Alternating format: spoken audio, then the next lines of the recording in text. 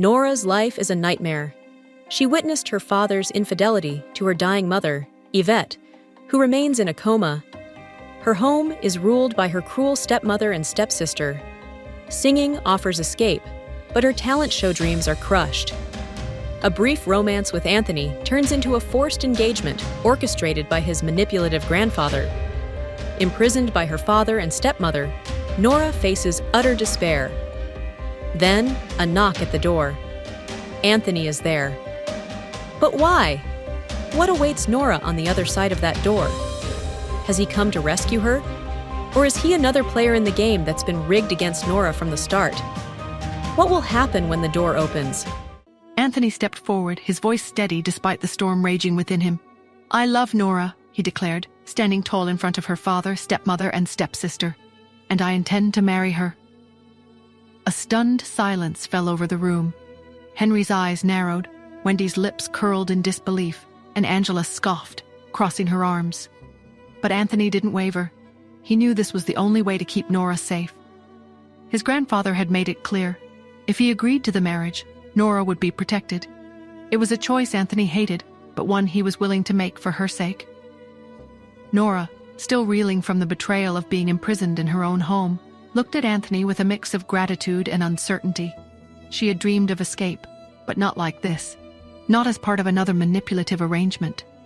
Yet, in Anthony's eyes, she saw something different. Resolve, desperation, and a silent plea for her to trust him. Henry let out a bitter laugh.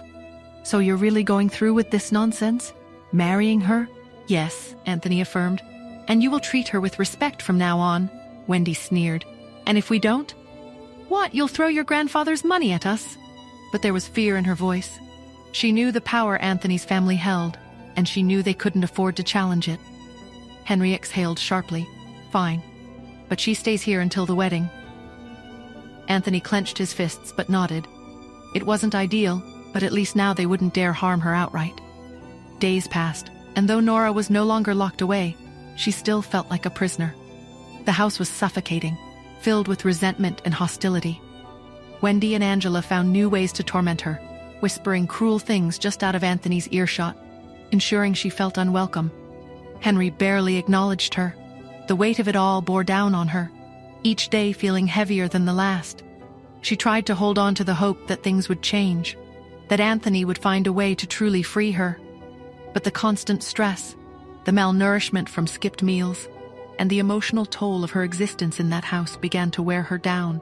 Then one evening as she descended the stairs, a wave of dizziness crashed over her. Her vision blurred, her knees buckled, and before she could call for help, darkness engulfed her. Nora fell and passed out.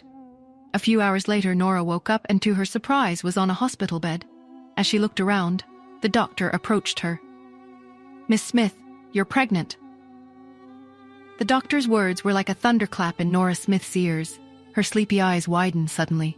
"What? How could this be?" Nora was 19 years old and engaged to be married, but she had never been intimate with a man.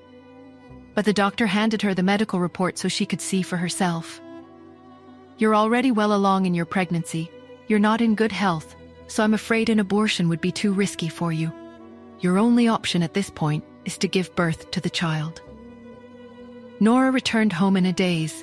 After her father gave her a stern lecture, he searched the surveillance cameras for evidence. But all he found was that 4 months ago, Nora had indeed stayed home for a couple of weeks because she hadn't been feeling well. She hadn't gone out at all. Outsiders didn't believe it. Everyone secretly mocked her. Her belly is already so big, but she's still giving excuses and saying that she didn't go off and see some men. Poor Anthony Gray, being engaged to a woman like that. I feel bad for him and his family. She's already fat and ugly, and her family background is nothing to brag about. She was lucky she even had this opportunity to crawl up the social ladder with a marriage into the Gray family. Now that she's gotten herself pregnant before the wedding, the Grays will break off the engagement, right? After weeks of all the speculation flying around, Anthony Gray finally paid the Smiths a visit.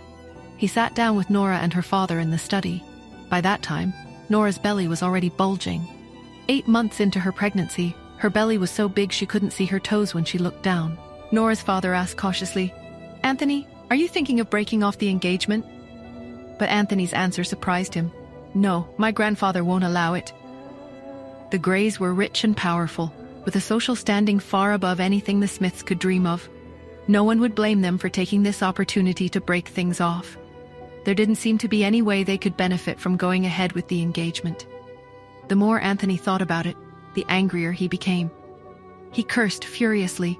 I already can't stand the sight of her pig-like face. Now she's pregnant with some other man's child. Why should I have to take responsibility for her screw-up? I'm not interested in being a hero. Immediately, Nora's father said, Anthony, don't worry. I'll send the baby away as soon as she gives birth. Nora, who had kept quiet this whole time, suddenly raised her head. No. In the past few weeks, she had gone from shock to bewilderment, and then gradually settled into a state of acceptance. She could feel her child's heartbeat more and more clearly as each day passed, and she had grown to love the sound. The child was innocent. She had decided she couldn't abandon it. She wanted to cancel the engagement too. At that exact moment, Nora suddenly felt waves of pain and convulsions in her abdomen. This is it, she thought with alarm. I'm going into labor. As Nora fell on the ground, the room fell silent, the air thick with unspoken words. Nora's father's face was a mask of panic, while Anthony's expression was unreadable, a storm of conflicting emotions swirling in his eyes. He looked from Nora to her father, then back again, his jaw tight. The unspoken question hung heavy in the air. Would he uphold the engagement, bound by his grandfather's decree, or would he finally break free, releasing Nora from this torturous charade? And what of the child conceived under such mysterious circumstances, whose blood ran through its veins? As Nora's cries echoed through the house, a new chapter began, one shrouded in uncertainty and fraught with dangerous possibilities. What future awaited Nora and her child? And would the truth of the baby's parentage ever be revealed? Hi, Nora here. If you are wondering what happens next, then download the Pocket FM app and listen to the exciting episodes of Saving Nora Now with the link in the description.